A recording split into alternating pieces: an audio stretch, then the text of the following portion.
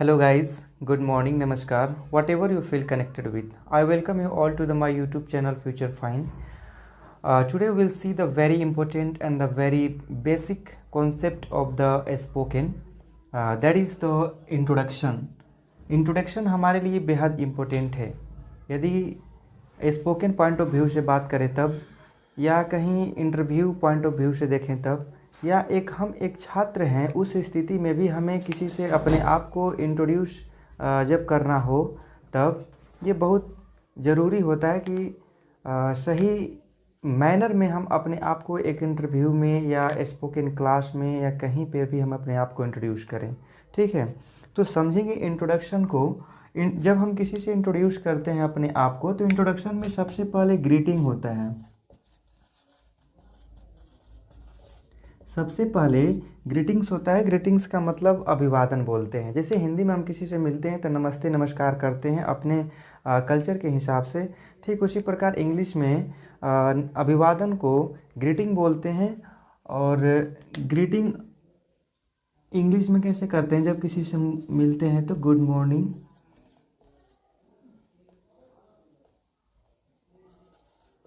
Good morning, good afternoon, good afternoon, good evening. Good evening, good afternoon और good morning बोल करके करते हैं। अब ये डिपेंड करता है हमारे टाइम और सिचुएशन के ऊपर कि हम कब किसी से मिलते हैं। ठीक है, उसके हिसाब से गुड मॉर्निंग, गुड आफ्टरनून और गुड इवनिंग का प्रयोग करते हैं। जैसे गुड मॉर्निंग की बात करें तो 12 AM से लेकर के 12 PM तक इसका यूज करेंगे। ठीक है, जैसे ही नाइट में 12 होता है उसके बाद से नेक्स्ट डे काउंट किया जाता है। जैसे आज सपोज दैट मानते हैं 1 है तो कल 2 हो जाएगा। जब हम नाइट में 12 को जैसे ही 1 सेकेंड 1 मिनट क्रॉस करते हैं तो 12 AM के बाद 12 PM डे तक हमारा ये गुड मॉर्निंग, जब किसी से मिलेंगे तो गुड मॉर्निंग विश करेंगे। ठीक है, और 12 PM के बाद 12 PM से 5 PM तक हम क्या बोलेंगे? गुड आफ्टरनून का यूज करेंगे।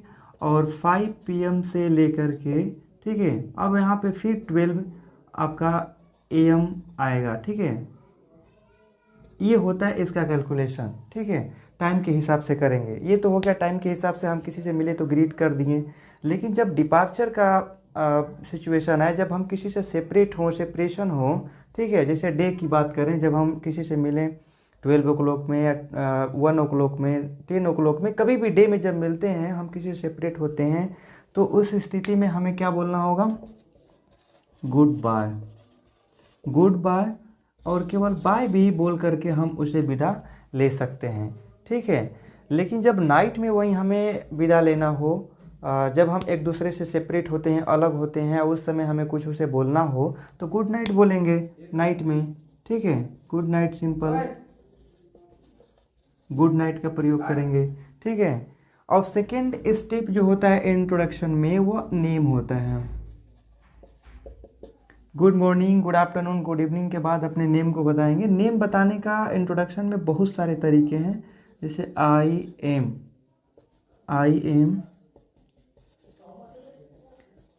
My name is,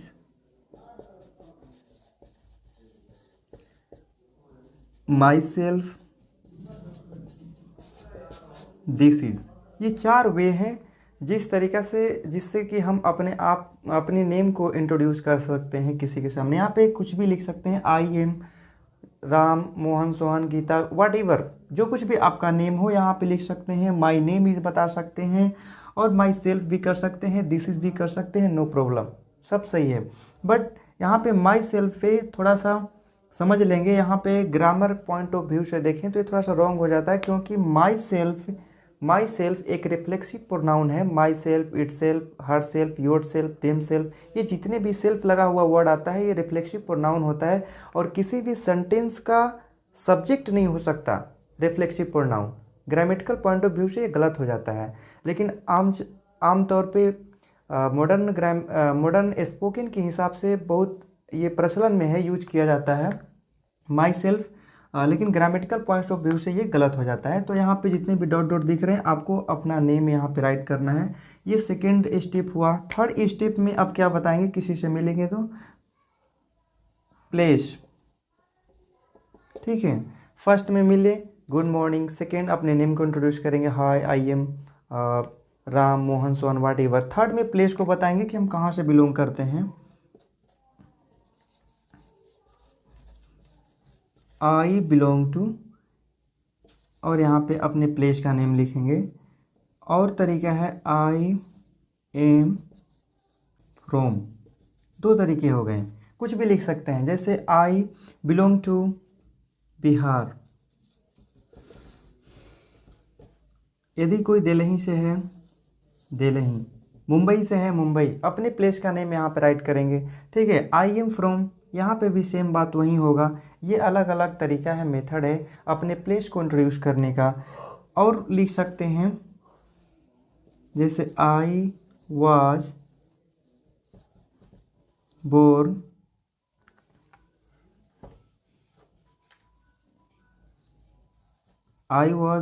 in Bihar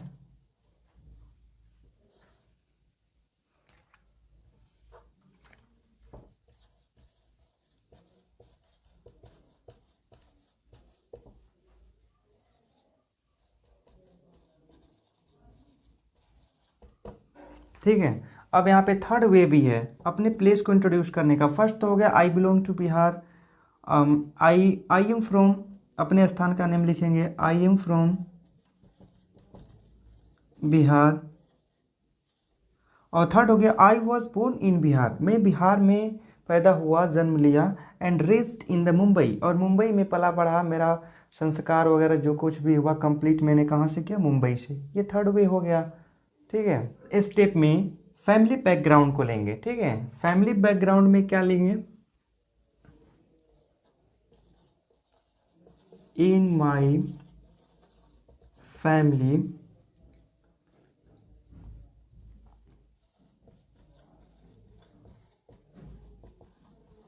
apart from my parents I have a brother and a sister। ध्यान देंगे यहाँ पे फैमिली बैकग्राउंड में फैमिली को इंट्रोड्यूस करेंगे। और कैसे इंट्रोड्यूस करेंगे, in my family apart from my parents, मेरे परिवार में मेरे माता पिता के अलावा I have a brother and a sister, मेरे पास एक ब्रदर हैं और एक सिस्टर, ठीक है। हम एक भाई हैं और एक बहन। लेकिन आपके पास यदि दो भाई और दो बहन हो तो बस यहाँ पे एक को यहाँ पे अ को चेंज कर देंगे, टू ब्रदर। सपोज आपके पास दो भाई है तो यहाँ पे टू लिख देंगे।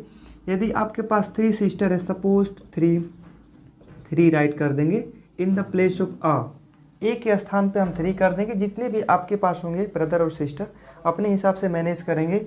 लेकिन यदि कोई बड़ा भाई हो, छोटा बहन हो, तब कैसे करेंगे, यहाँ पे लिखेंगे I have an elder brother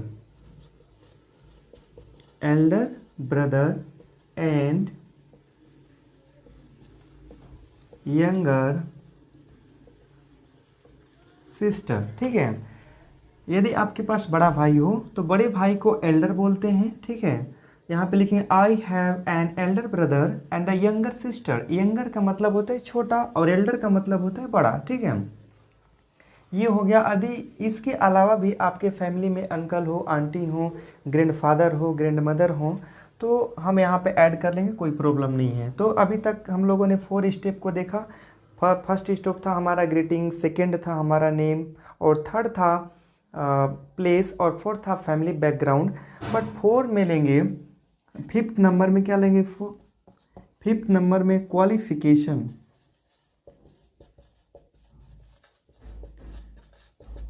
fourth number में लेंगे क्वालिफिकेशन को, मोस्ट इंपॉर्टेंट, ठीक है। क्वालिफिकेशन में लिखेंगे I M in class, I am in class 6, ये तो फर्स्ट वे हो गया। यदि कोई 6 में है तो 6 लिख सकता है, 8 में है तो 8 लिख सकता है, 9th में है तो 9th लिख सकता है, नो प्रॉब्लम, ठीक है। बट यहाँ पे ध्यान देंगे, आई एम इन क्लास 6, इस ये सेंटेंस सही है, लेकिन बहुत सारे लोग गलती क्या करते हैं, यहाँ पे 6th कर देते हैं ऐसे, तो ये आपका गलत हुआ। यहाँ पे टी एच को इंक्लूड नहीं करना है, सिंपल ये सही है। I am in 5th standard, अब ये सेंटेंस सही है, ठीक है। यहाँ पे टी एच लगाएंगे क्योंकि इसका पैटर्न थोड़ा डिफरेंट है। I am in 5th standard, ये सही है। यदि कोई ग्रेजुएट है या पोस्ट ग्रेजुएट तो लिखेंगे आई एम ग्रेजुएट और पोस्ट ग्रेजुएट।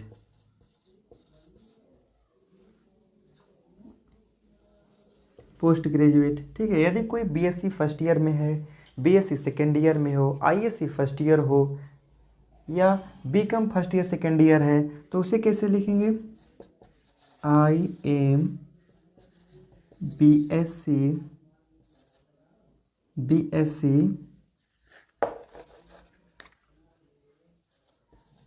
सेकेंड ईयर, ठीक है, इसको ऐसे लिख लेंगे। 6 हमारा जो स्टेप है इंट्रोडक्शन का वो एम है, आप क्या बनना चाहते हैं, what do you want to become in your life, ऐसे क्वेश्चन रीच किया जाता है, what do you want to become. ऐसे क्वेश्चन का आंसर हम कैसे करेंगे, जैसे एम, व्हाट्स योर एम और what do you want to become, इस प्रकार के क्वेश्चन का आंसर कैसे करेंगे। जैसे एम को ही हम दूसरे वर्डों में गोल बोलते हैं, चाहे तो टारगेट लिख सकते हैं, हर एक वर्ड एक दूसरे का साइनोनिम्स है, ठीक है। टारगेट की जगह पे चाहे तो एम्बिशन भी लिख सकते हैं, एम्बिशन, सब एक ही वर्ड है, सब वर्ड का एक ही मतलब है। What do you want to become, what's your target, what's your goal, what's your aim, what's your ambition, ये सब एक ही है, सब साइनोनिम्स है, ठीक है। तो ये 6 नंबर में आपका क्या है, गोल है, टारगेट है, एम को रखेंगे और इसे अपने इंट्रोडक्शन का पार्ट कैसे बनाएंगे, कैसे एक सेंटेंस में रिप्लाई करेंगे। जैसे I want to become an engineer, आप कुछ भी लिख सकते हैं, यहाँ पे डॉक्टर लिख सकते हैं, doctor, businessman, successful person, actor, actress, whatever, जो आपका गोल होगा, जो आपका टारगेट होगा उसके हिसाब से आप लिख सकते हैं, ठीक है। जैसे एक और आई वाना, अब वाना जो है 1 2 का शॉर्ट फॉर्म है, 1 2, चाहे तो आप 1 2 बोल सकते हैं या आई वाना बोल सकते हैं, आई वाना बिकम एन इंजीनियर, आई वाना बिकम अ डॉक्टर या I want to become a businessman, कुछ भी लिख सकते हैं। तो आई वाना और 1 to become a businessman,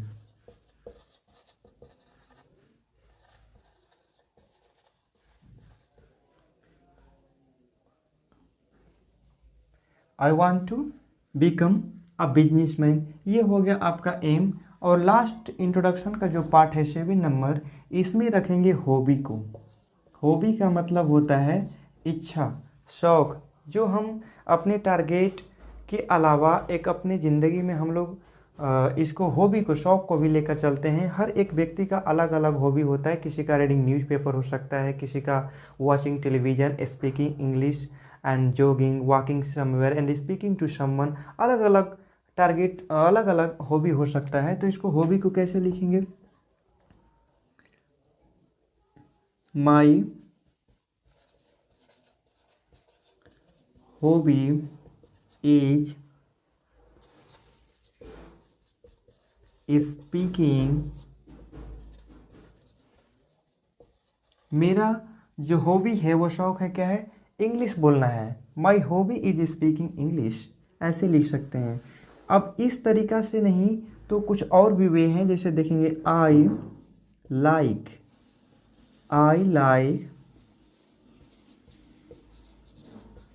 listening, only listening music नहीं, जब लिसनिंग म्यूजिक सुनने की बात करते हैं तो केवल लिसन नहीं, लिसन के साथ हम टू भी लिखेंगे। आई like listening music. I like की जगह पे नेक्स्ट वे इसको लव भी बोल सकते हैं। आई लव प्लेइंग क्रिकेट। ये 3 वे हैं, या तो आप लाइक से बोल सकते हैं, या तो लव से बोल सकते हैं, या तो माई हॉबी लगा करके बोल सकते हैं। ठीक है, my hobby is speaking English. I like listening to music. I love playing cricket. 3 way हो गया। बहुत सारे पर्सन के पास, व्यक्ति के पास एक के साथ अनेक हॉबी होते हैं, एक से मतलब ज़्यादा होते हैं, तो उसको बोलने का वे क्या है, हॉबी को प्लुरल कर देंगे।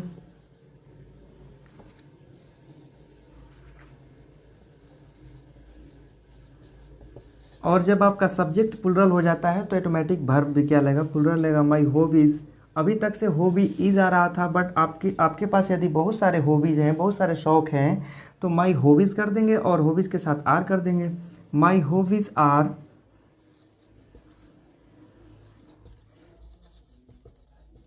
Listening music. डॉट लगाएंगे, उसके साथ अपने सारे हॉबीज़ को लिख देंगे। प्लेइंग क्रिकेट,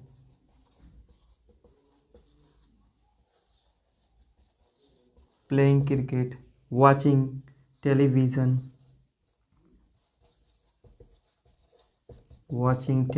रीडिंग न्यूज़पेपर, बहुत सारे हो सकते हैं। ठीक है, ये आपका फाइनल स्टेप था इंट्रोडक्शन का। और लास्ट में क्या बोलेंगे, दैट्स ऑल, और थैंक यू जरूर बोलेंगे, थैंक यू। ठीक है, ऐसे बोल करके अपने इंट्रोडक्शन को एंड कर देंगे।